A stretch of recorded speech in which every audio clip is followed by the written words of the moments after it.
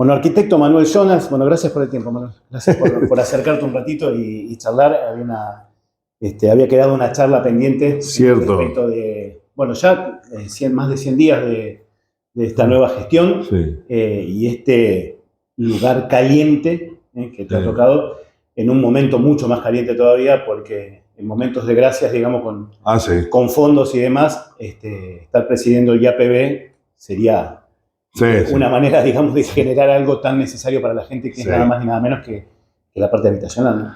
De todas maneras hay que tener en claro una cosa, es decir, el déficit habitacional de nuestra provincia es grande, llega a casi 40.000 viviendas, qué sé yo. Y el IAPB en su historia, cuanto más construyó, fueron 1.200 viviendas por año. El déficit habitacional de la provincia de Entre Ríos y del país, en democracia construimos, en los 40 años de democracia se construyeron 1 millón de viviendas en el país. Y el déficit habitacional de este país debe rondar los 5 millones de viviendas. Entonces, pretender de que vamos a resolver el déficit habitacional en 4 años sería algo irrisorio. Lo que nosotros, el IAPB tiene que coadyuvar a que achicar y reducir el déficit, porque no solo tenemos un déficit cuantitativo de vivienda, o sea, en cantidad de viviendas, sino que hay otro déficit cualitativo, porque es decir, yo cada vez que veo a un intendente y me dice, no, nosotros necesitamos vivienda, y yo le pregunto, ¿y dónde vive esa gente que necesita esa casa? Y vive con los padres, vive hacinado en muchas ocasiones. Y ese es el déficit cualitativo que también tenemos, que a veces resolvemos el problema de una familia en cuanto al hábitat con un baño más o una habitación más. Y eso hasta ahora no ha sido considerado y es nuestra intención también empezar a considerarlo, ¿no? Pero resolver el déficit habitacional significa que el país empiece a caminar por una economía mucho más fluida, donde la moneda se fortalezca, vuelva a aparecer el crédito hipotecario, que eso ayuda indudablemente a reducir el déficit habitacional, y el IAPB con su política vinculado a otros sectores medios bajos, de empleados que puedan pagar sus créditos, pueda coadyuvar a resolver ese déficit, ¿no? O sea, el déficit habitacional es una multicausal y es una cosa bastante difícil de resolver en un contexto como el que tiene hoy la Argentina, ¿no? Con una economía totalmente caída, con falta de desarrollo, falta de inversión, con una moneda que vale muy poco. Entonces, estamos esperando no solo que el IAPB mejore, sino que mejore toda la economía del país. Recién mencionabas, y me voy enganchando por ahí en tus comentarios, con el banco hipotecario, que termina siendo para mucha gente algo como demasiado miedoso, ¿no? Como temeroso detrás de, bueno, justamente lo que pasa en el país, lamentablemente. Un banco hipotecario en un país con baja inflación, uno puede mantener un crédito durante varios años o muchos años para poder pagar su vivienda. Y a veces es que como que cuesta, ¿no? Esto de pensar en un crédito hipotecario en un país como la Argentina, ¿no? Claro. Con esta economía. En un país como la Argentina. En ningún país del mundo medianamente desarrollado nadie piensa en ahorrar para construirse su vivienda. Es decir, ahorra para pagar el crédito que le posibilite acceder a su vivienda. Entonces me parece que hay muchas distorsiones que la Argentina viene viviendo que serán necesarias corregir. Yo no sé si lo va a hacer este gobierno o serán sucesivos gobiernos. Tendería más a decir que necesitamos sucesivos gobiernos que piensen en alguna política de desarrollo y crecimiento del país que posibilite que tengamos crédito hipotecario. Es decir, lo mismo para un auto. Es decir, uno ve economías de otros lugares donde uno ahorra para tener el auto, pero ahorra para una cuota del auto, no ahorra para comprarlo entero al auto, como sucede muchas veces acá. Entonces, me parece que esos cambios de políticas es lo que tenemos que operar para posibilitar. Y muchísimo más en el tema de la vivienda, ¿no? Cuando te ofrecieron este lugar, y hablando un poco de todo esto que me decís, ¿no? Y de esto que ya sabíamos, la situación económica que atravesaba el país, y que detrás de lo que Milei había planteado, sabíamos de que las cosas iban a ir inclusive un poquito peor de lo que estaba en ese momento, hasta que se logre, o al menos hasta este planteo que hace él de empezar a remontar. ¿Qué objetivo te planteaste del momento que te dijeron te vas a hacer cargo del IAPB, sabiendo toda esta demanda habitacional que hay en la provincia y lo escaso que podía llegar a ser, o que son los fondos, ¿no? Justamente para poder llevar adelante un programa? Hay que dividirlo en dos. Tu pregunta, si me permitís, la divido en dos. Primero, nosotros recibimos... Lo primero y esencial es entender que el Instituto Provincial de la Vivienda, o el Instituto Autárquico de Planeamiento y Vivienda de la provincia de Entre Ríos, está para construir vivienda. No hay en la conciencia popular otra cuestión que no sea la de construir vivienda, a pesar de que podemos hacer muchísimas cosas más que solo construir vivienda. Por ejemplo, colaborar con los municipios en el planeamiento de las ciudades. Porque ¿qué ha pasado? El instituto en muchas ocasiones ha sido el destructor de una planta urbana de varias ciudades. ¿Por qué? Porque los terrenos más baratos estaban lejos.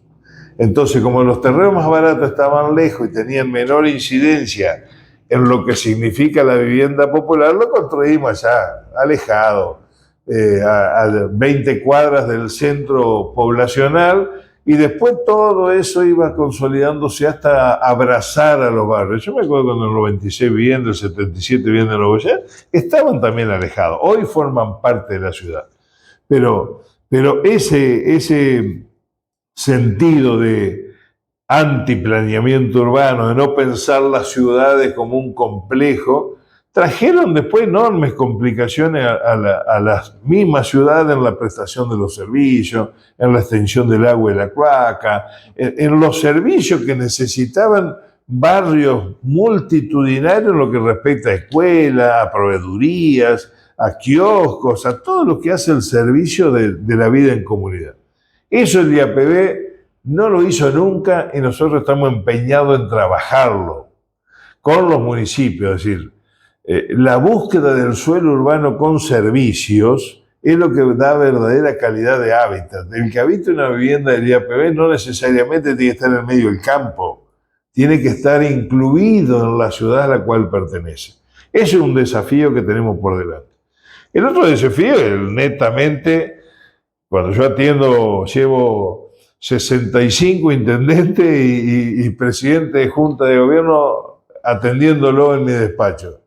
Todos entran a buscar vivienda, ninguno entra a decir a ver cómo podemos colaborar. Y nosotros estamos en la técnica de que para elongar los recursos que tiene el IAPB tenemos que pensar en metodologías donde los intendentes participen en la construcción de la vivienda. ¿Cómo? Aportando mano de obra, el IAPB con un crédito, aportando los materiales, pero en colaboración con las intendencias va a ser fundamental hacia el futuro. Hoy mismo estuve hablando en el acto por 10 viviendas que el municipio no puede terminar, y bueno, digo, vamos preparando los papeles, en algún momento va a aparecer plata, y nosotros podemos poner los materiales, te ponemos mano de obra, porque el sentido ¿cuál es? No es que yo venga a inaugurar una casa, el sentido es que cada vez más entrerrianos puedan acceder a su casa propia, ¿no? La relación que siempre hubo con los intendentes fue la de donar, conseguir los terrenos y donarlos. Exactamente. Y generalmente terrenos que no tenían servicio y que eran baratos para el municipio. Vamos a ser sinceros porque siempre fue así. Hoy tenemos un grave problema nosotros con las 500 viviendas de Paraná. Claro, la incidencia de ese terreno en la vivienda era del 5%. Pero vos vieras dónde está, realmente está alejadísimo de lo que es el movimiento. Y eso generó que tuvimos que hacer una planta de tratamiento de efluentes cloacales, con lo cual el IAPB se comió un embargo de 450 millones por la empresa, porque el ENOSA no vino a pagar lo que tenía que pagar. Eso genera un montón de cuestiones inherentes a los servicios que se tienen que resolver.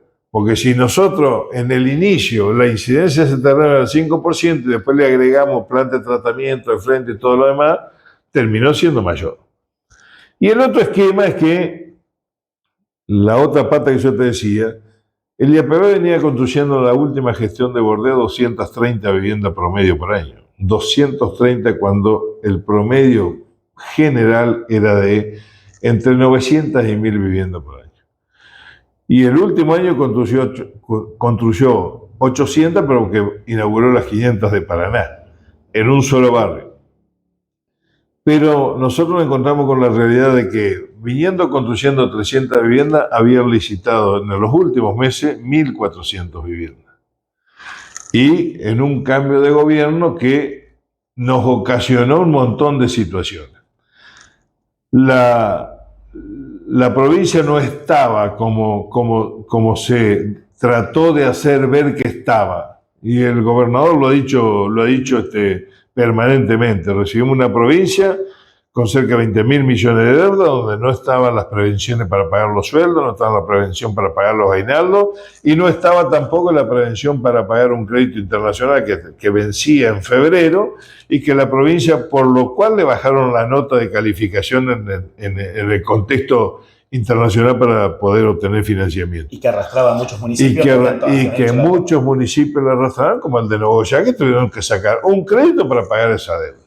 Entonces, esa situación, con una sobrecarga de empleados, con verdaderos desmanejos en las contrataciones del Estado, ocasionaron que el escenario no fue lo que esperábamos. A lo cual también se dio el cambio de gobierno nacional, que lo ha dicho el presidente, vanagloriándose de que la deuda pública fue lo primero que quitó al 100%. Entonces, en ese escenario nosotros nos tenemos que mover de aquí en más. Y estamos viendo, yo ahora el viernes estoy en La Plata, en una reunión de la Comisión Nacional de Vivienda, donde se va a tratar estos temas. Voy a escucharlo al gobernador de Buenos Aires, que está invitado, como es su provincia, y después va a sesionar la Comisión Nacional de Vivienda. Ya tuvimos algunos contactos por Zoom con la gente del Chaco, la gente de Santa Fe, la gente de Corrientes, que son nuestra región, digamos. No hemos podido todavía tener un contacto con la gente de Misiones, pero 2 horas antes de la asamblea nos vamos a juntar con la región noreste para coordinar algunas acciones. Nosotros queremos saber, primero y principal, los fondos FONAVI, que los fondos FONAVI son una coparticipación que viene en forma directa a los institutos de la vivienda. Para darte una idea, nosotros recibimos de fondos FONAVI 230 millones mensuales, que eso recibimos en enero. En febrero bajó a 120 y ahora recién en marzo estamos recuperando algún valor porque se liberó el combustible y el impuesto FONAVI viene a través del combustible. Si nosotros mejoramos los fondos FONAVI, y también esto hay que decirlo, mejoramos de alguna manera la recaudación por las viviendas que nosotros hemos construido, porque la verdad que lo que encontramos en eso fue un verdadero anacronismo. 17.000 partidas que pagan menos de 10.000 pesos por una vivienda y 10.000 partidas que pagan menos de 1.000 pesos por una vivienda. Entonces, eso es imposible que el IAPB pueda seguir construyendo viviendas si no hay un fondo que recicle, aunque más no sea para el sostenimiento del IAPB en lo que es su estructura administrativa. Pensando en una cuota. Pensando en una cuota razonable. Por supuesto, hay viviendas que pagan 80.000 pesos, que sigue siendo baja en función de lo que saldría a esa persona, salía a alquilar algo en cualquier ciudad Las viviendas más nuevas pagan ese monto, 80, pero hay infinidad de viviendas que pagan menos de 10.000 pesos. Entonces, ese es el combo que nosotros queremos hacer, mejorar los fondos del IAPB, mejorar la recaudación. Estamos diciéndole al gobernador, estamos trabajando una ley donde nos posibilite que un porcentaje del impuesto inmobiliario vaya al fondo del IAPB.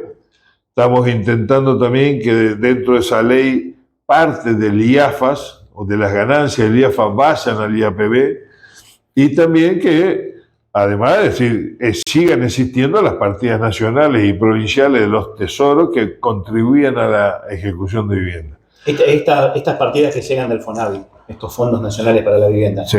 que llegan al IAPB, ¿van destinados pura y exclusivamente para la construcción de viviendas? Esa es otra distorsión que ha producido la inflación. Nosotros en el 2020, con lo que recuperábamos de la construcción de vivienda, se pagaban los costos fijos del Instituto de la Vivienda, que era el personal. Hoy el personal prácticamente te lleva lo que recibimos del FONAVI y lo que recaudamos por los créditos de vivienda. Quiere decir que hay una profunda distorsión en lo que respecta a esto. Y si no tenemos parte de tesoro provincial, no podríamos construir ninguna vivienda. Esa impronta es la que tenemos que modificar. Nosotros queremos que el gobierno, en este caso Rogelio Frigerio, lo ha dicho y ha manifestado que para él le parece mucho más lógico que los sueldos del personal del IAPB los pague el Tesoro Provincial y que los recursos FONAVI y del recupero de viviendas queden exclusivamente para la construcción de la vivienda.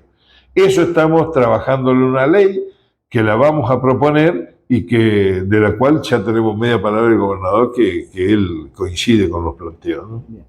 Estuve leyendo un poco respecto de este programa de regularización inicial que se dio, sí, también, y bueno, la importancia que tiene también para quienes ya están con una vivienda, de la posibilidad inclusive de regularizar las cuotas, porque bueno, se finalizó ahora creo que en marzo, ¿no?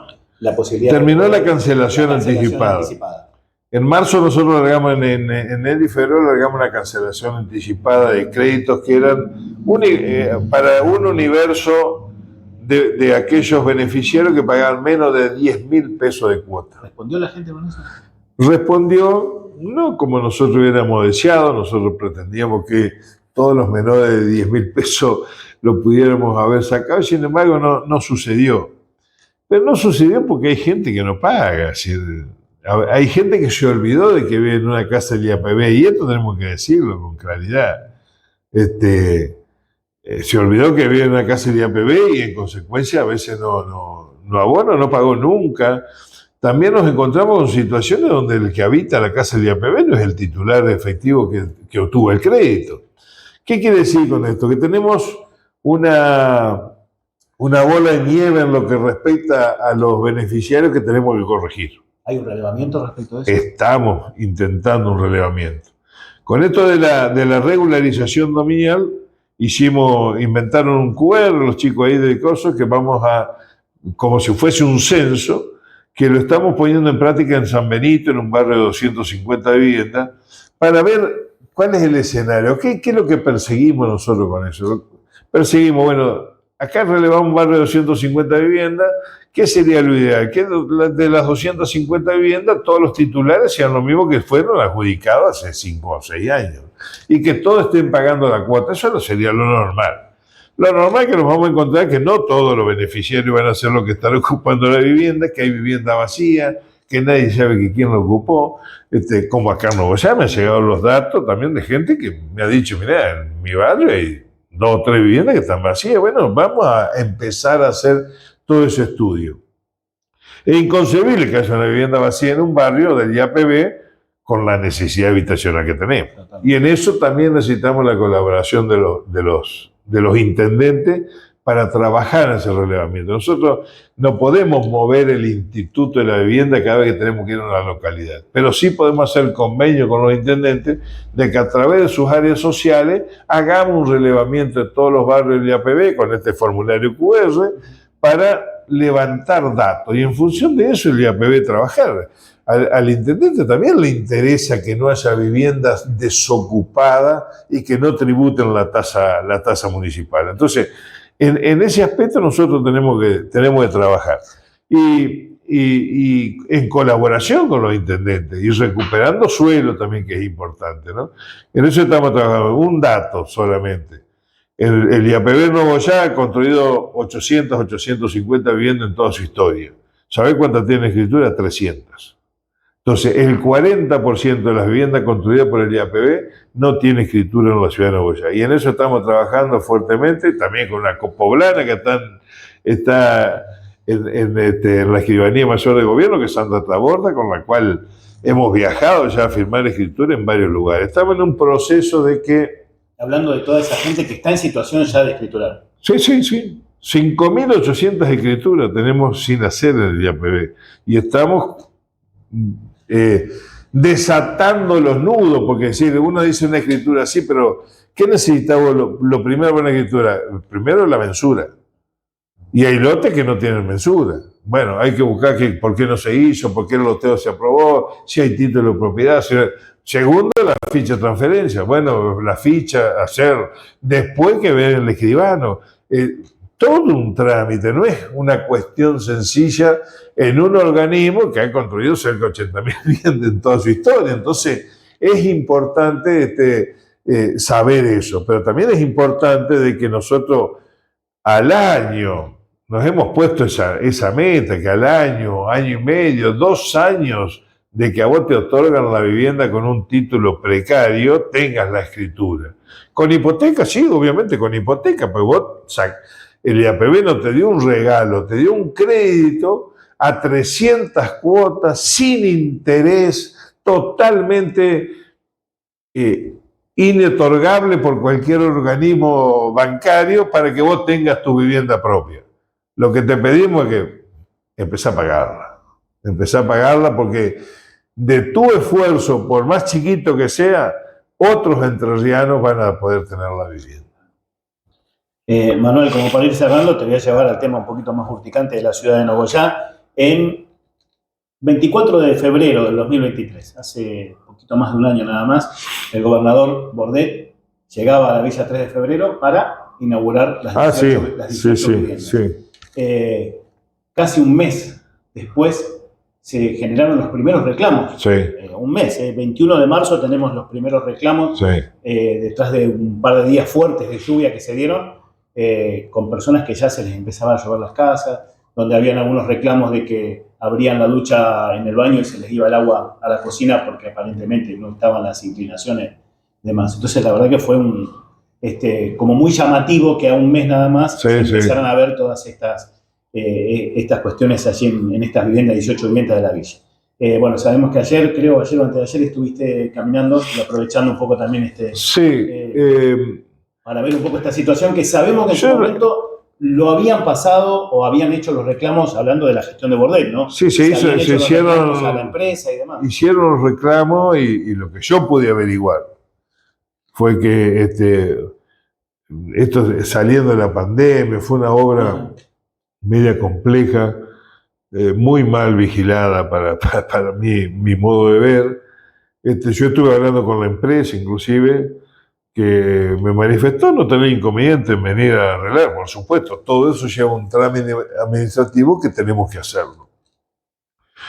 Yo conocía esto por Facebook, cuando ni noticias tenía de que yo iba a estar en el Instituto de la Vivienda. O sea que los vecinos ya venían quejándose hace bastante tiempo.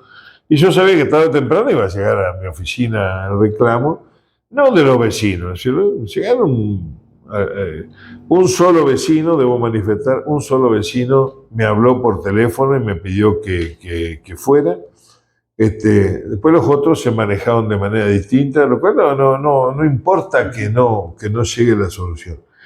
Lo que yo fui a hacer ayer al barrio fue primero conocer in situ la realidad y vi algunas situaciones de gravedad.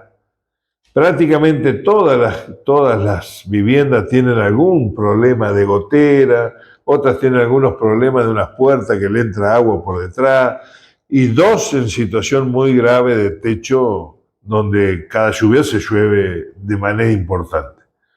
Lo que yo pude averiguar en el instituto es que, bueno, la empresa en su apuro para terminar los termos solares lo atornilló en el techo de chapa, agujereando 3 veces la chapa, que la chapa no es la que iba. Bueno, sin entrar en esa discusión, hay un problema en Nogoyá, en mi ciudad, que tenemos que resolverlo. Entonces, yo lo que he hecho, porque más allá de ir al barrio, yo fui ayer al barrio a decirle que mañana miércoles quizás venga gente del IAPB inspectores a inspeccionar casa por casa, a hacer un relevamiento de cada situación en particular de la vivienda, porque hay viviendas que no tienen problema, convengamos. Si en 18 habrá 5 que no tienen problema, son 5 que no tienen problema. Pero en las otras hay problemas graves, de menor situación y problemas pequeños, digamos. Con ese relevamiento nosotros vamos a tener una solución, digamos. Yo no manejo fondos reservados que puedo decir, bueno, compre 10 chapas para rellenar. No. Tengo que iniciar un expediente como corresponde, ver cuál es el monto que se necesita, conversar con la empresa, que la empresa ya no tiene obligación de hacer nada porque ya esa obra está recibida, tiene acta de recepción, o sea, la empresa ya podría... Y esto no hay después que la empresa hace entrega, sí, sabemos que hay un certificado y demás. Sí, pero bueno, pero es que entre esa queja de febrero, marzo, los vecinos ayer me decían, ¿no? Nosotros vinimos a vivir acá, hubo problemas, la empresa vino, hizo esto, hizo lo otro, la empresa esto, después vino de nuevo a hacer esto. Una vez que estaba cumplido eso, se recibió definitivamente la obra. A partir de ahí nosotros ya no podemos hacer más reclamos. La empresa en ese periodo de garantía vino e hizo algunas cosas. Y algunas cosas en realidad, aparentemente, las hizo peor de lo que tendría que haberla hecho. La cuestión es que ahora queremos arreglarlo, obviamente queremos resolverlo. Yo les pedí a los vecinos, bueno, hemos esperado un año, esto no es culpa mía, yo asumí hace 3 meses, vamos a ver cómo lo podemos resolver. Esto no es que lo resuelva yo por disposición de acá poner plata, acá. No, manejamos fondos públicos del Estado y vamos a ver si la empresa, la misma u otra, quién puede hacer los arreglos que sean necesarios hacer. Pero la intención nuestra es resolver el problema, porque indudablemente son viviendas que tienen 1 año y la verdad es que es una pena que pase lo que pasa, ¿no? Y te pregunto respecto de esto, ¿no? Hacen unas viviendas y el IAPB, ¿cómo controla, digamos, a la empresa de que no sucedan este tipo de cosas? ¿Hay una persona, hay alguien que esté encargado, que sea capacitado como para decir, a ver, no me hicieron 3 agujeros, las chapas son las que corresponden, los materiales que son los que se aplicaron son los que están presupuestados? Bueno, lo primero que yo hice averiguar quién era el inspector de obra. El inspector de obra ya no era más inspector de obra, algunos movimientos hubo, yo lo llamé y me dio sus explicaciones, sus razones, que más allá de que a mí me corresponde jugarlo o no jugarlo, creo que hubo verdaderos errores en la inspección de obra. No fue lo exigente que tendría que haber sido. Obviamente, bueno, en el futuro mejoraremos esa relación también. El IAPB tiene toda una estructura de eso. Hay muchos arquitectos, muchos ingenieros, muchos maestros mayores de obra que trabajan en el IAPB. Y el IAPB se estructura con una sede central, que es la que elabora los proyectos, donde está mi oficina, digamos, y la del directorio. Y de ahí hay 4 regionales. La que corresponde a Nogoyá es la regional de Paraná. Y la regional de Paraná tiene una amplia zona, Villaguay, La Paz, Nogoyá, para controlar, y sus técnicos son los que vigilan la construcción de la vivienda.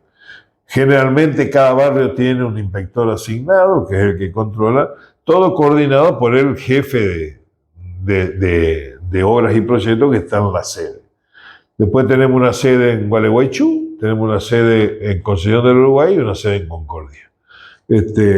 Yo en este corto tiempo he podido visitar solamente la de Concepción del Uruguay y tengo una promesa de cuando los tiempos me permitan de ir hasta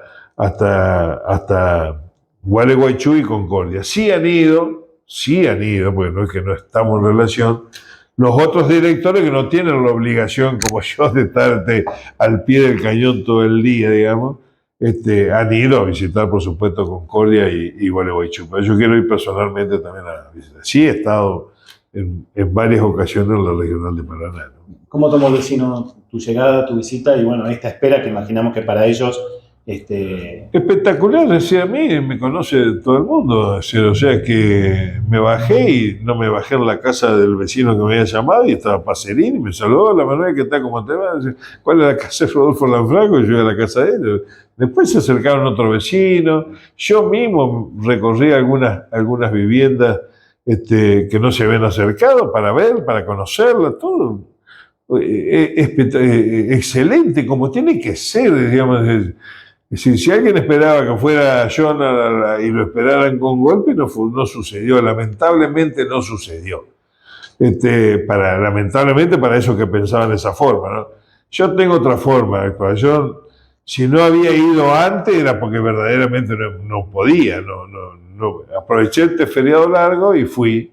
Di la cara con los vecinos y si pasaba más tiempo me iba a venir de Paraná para ir al barrio. O sea que lo que fui a informarle ayer es que nosotros estamos trabajando, armar, vos sabés lo que es, o sos alguien que conoce cómo opera la burocracia del Estado. Es decir, armar un equipo de gente para que vengan a inspeccionar un barrio del IAPB significa mover algunos papeles, conseguir el viático, la movilidad. Son empleos públicos y me parece que bajo esas condiciones mañana estaremos presentes en el barrio y a más tardar el jueves, pero la directora regional antes de venirme me dijo el miércoles estamos en Nuevo Ya, así que no dudo de que mañana esté la gente del IAPB haciendo ese relevamiento que yo ayer hice visualmente. Yo ya sé que la casa 18 y la 8 son las que más problemas graves tienen, que la casa 5 se filtra, que la 6 se filtra, que la otra tiene un problema. Yo ya lo sé. Por más que una vecina diga, no sé a quién visitó, porque a mí no me visitó, bueno, yo a otra no fue.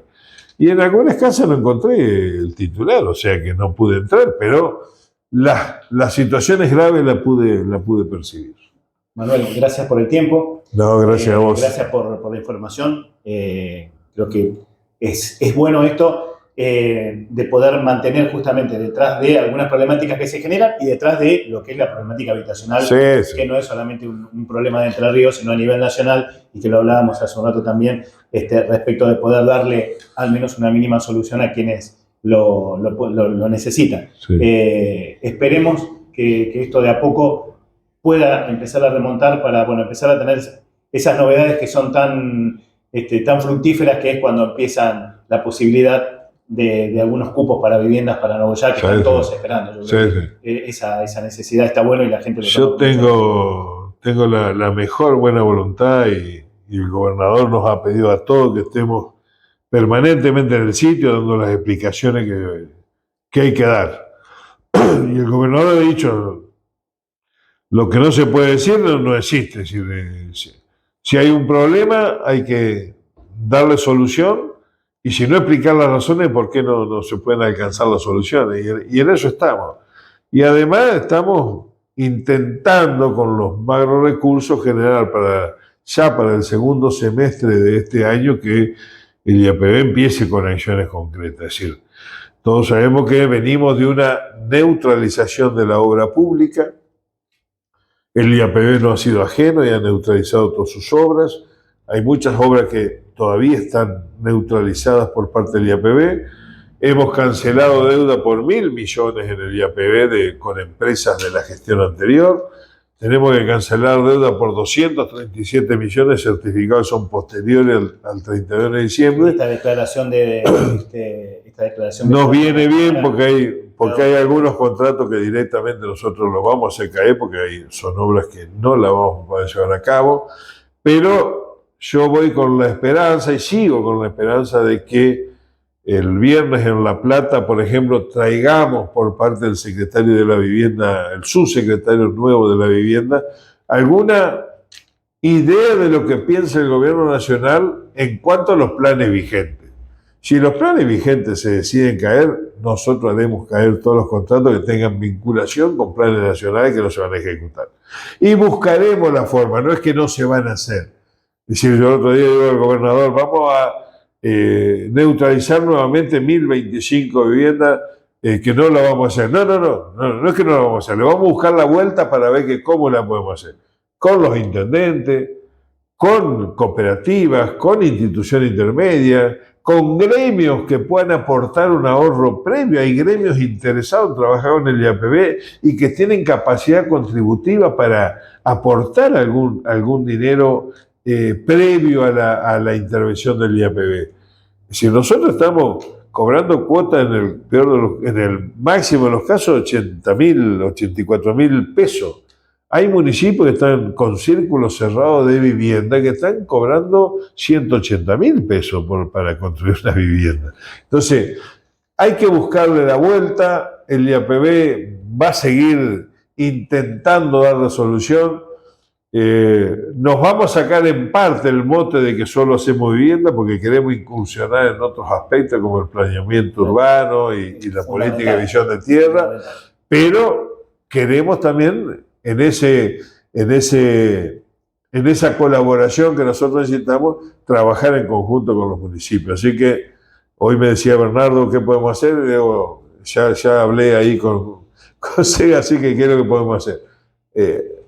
La forma es colaborando entre todos para poder llevar este barco adelante, ¿no? Así que muy agradecido a vos, a Inés, a toda la gente de la radio por esta entrevista que me pareció espectacular. Muchas gracias. Gracias a vos.